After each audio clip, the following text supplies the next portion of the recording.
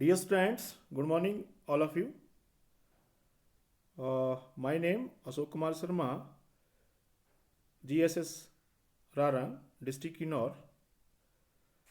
आज का जो हमारा टॉपिक है भौतिक भूगोल एवं इसका महत्व। इससे पहले आपने भूगोल के अध्ययन की विधियां और शाखाओं के बारे में आपने अध्ययन किया होगा।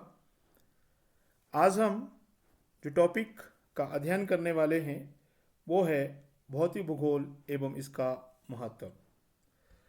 तो भूगोल की दो प्रमुख शाखाएं भौतिक भूगोल तथा मानव भूगोल।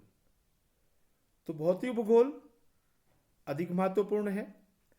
भौतिक भूगोल में हम किसी प्रदेश अथवा प्रदेश की भौतिक परिस्थितियां अर्थात प्राकृतिक वातावरण का अध्ययन करते हैं। वहाँ के आर्थिक एवं मानव विकास को आधार प्रदान करता है। किसी प्रदेश का मानव भूगोल वहाँ के प्रकृति वातावरण पर निर्भर करता है।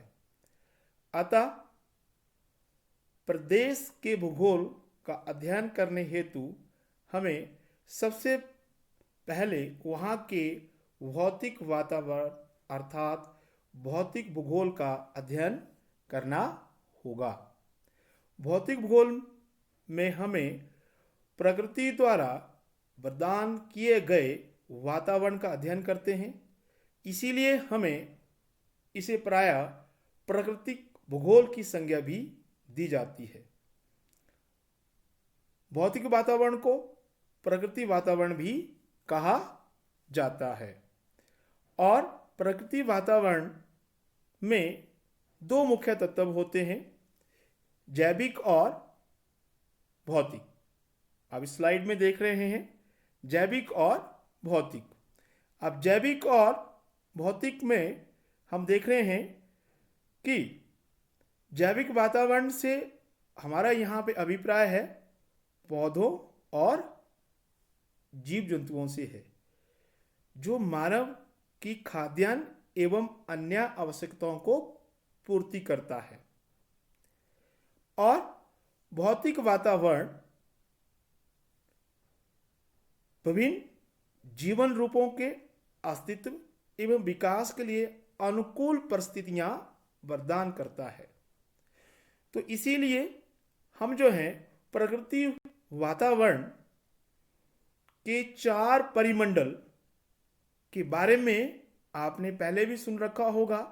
तो हमारे चार परिमंडल कौन कौन से आते हैं?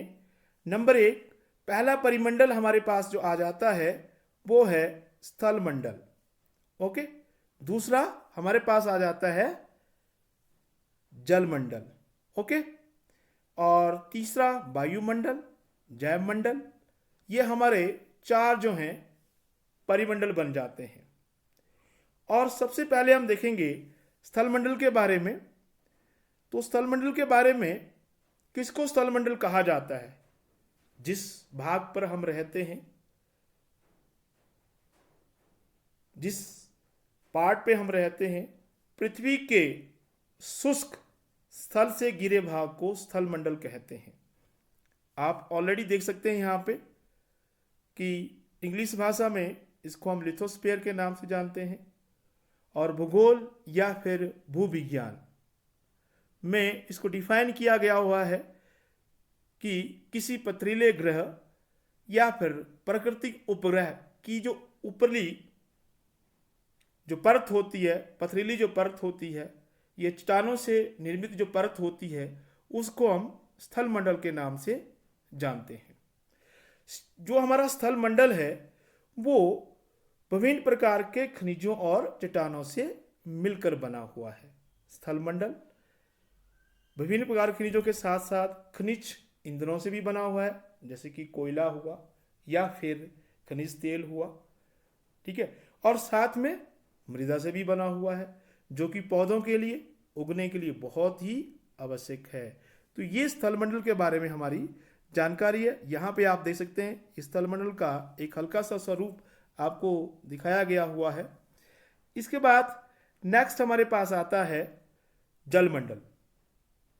सभी जानते हैं कि पृथ्वी के ऊपर के भाग के ऊपर 71% के ऊपर पानी है और 29% के ऊपर जो है वो स्थल भाग आ जाता है। और इस 71% के अंदर चाहे वो समुद्र हो या झीलें हो, नदियां हो, इन सभी का जो जल समूह है ये जलमंडल का निर्माण करते हैं। इसीलिए हम जो हैं कभी कभी पृथ्वी को जलीय ग्रह भी कहते हैं, क्योंकि सौरमंडल का एक ऐसा ग्रह है जिसके ऊपर प्रचुर मात्रा में जल पाया जाता है और यही जल जो है हमारी वर्षा को लाने में भी सहायक होता है और इसी माध्यम के द्वारा वर्षा हमारी पृथ्वी तक पहुंचती है और वो आगे जाके जो है हमारे जीवन में पेड़ पौधों, जीव जंतुओं के लिए बहुत आवश्यक रहती है। और इस तरह से आप इसमें देख सकते हैं, यहाँ पे ये आप एक कोशिश की गई है कि ये हमारा समुद्री भाग है जो आपको सामने दिखाई दे रहा है इस पोर्शन में जो है। इसके बाद हमारा नेक्स्ट जो है वो है वायुमंडल। सभी जानते हैं वायुमंडल गोलाकार पृथ्वी के चारों ओर पाए जाने वाले आवरण को वायुमंडल कहते हैं। वायुमंडल पृथ्वी के लिए एक ब्लैंकेट, एक कंबल के रूप में कार्य करता है। सौर विकिरण तथा पृथ्वी से बाहर से जाने वाला विकिरण वायुमंडल द्वारा प्रभावित होता है और सूर्य की किरणों द्वारा वायुमंडल जो विभेदी तापमान वायुमंडल में परिसंचरण उत्पन्न करता है, जिससे क्या होता है, पवनों का जन्म होता है और वर्षा होती है। मौसम की घटनाएं इसी वायुमंडल में घटित होती हैं। ऋतु परिवर्तन, पौधों और प्राणियों के लिए जीवन में जो एडजस्टमेंट है ये वायुमंडल ही कराता है। आप इस डायग्राम में देख सकते हैं, ये वायुमंडल की अलग अलग लेयर है जो हमारे लिए बहुत ही इम्पोर्टेंस है और आप इसमें स्लाइड में देख सकते हैं। इसके बाद अगला मंडल आता है लास्ट में, जैवमंडल। अब जैवमंडल यहां सभी जीवित प्राणियों के रूपों में वनस्पति जीवों का इसमें साम्राज्य होता है। मानव भी जैवमंडल का एक अंग है और इसी के ऊपर वो आश्रित है, क्योंकि जैवमंडल से ही मनुष्य को खाद्यान्न और जीवन की आवश्यक वस्तुएं प्राप्त होती हैं। जैवमंडल भूपृष्ठ पर तीनों भौतिक मंडलों के संपर्क में स्थित है। तीनों भौतिक मंडल हमारे स्थलमंडल, जलमंडल, वायुमंडल, वहां पे ये स्थित है और यह मंडल लंबवत रूप में महासागरों की गहराई से वायुमंडल की ऊपरी परतों जहां पर जीवन संभव है तक फैला हुआ है। जैवमंडल में क्षैतिज रूप में काफी भिन्नता जो है वो पाई जाती है। तो इस प्रकार से देखते हैं कि भौतिक भूगोल जिसका अध्ययन इस साल हम कर रहे हैं, तो इसका इम्पोर्टेंस हमारे लिए बहुत ज़्यादा बढ़ जाता है। तो लास्ट में निष्कर्ष के रूप में हम बोल सकते हैं आप कि भौतिक भूगोल प्रकृति संसाधनों के मूल्यांकन एवं प्रबंधन से संबंधित विषय के रूप में विकसित हो रहा है। भौतिक पर्यावरण संसाधन प्रदान करता है तथा मानव इन संसाधनों का उपयोग करते हुए अपना आर्थिक एवं सांस्कृतिक विकास सुनिश्चित करता है।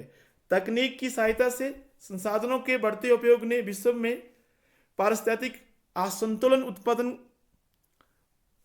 उत्पन्न कर दिया है। इसीलिए जो हमारा सतत विकास, सस्टेनेबल डेवलपमेंट के लिए भौतिक वातावरण का ज्ञान होना हमारे लिए बहुत ही जरूरी है और जो भौतिक भूगोल के महत्व को दर्शाता है। Thank you, have a nice day.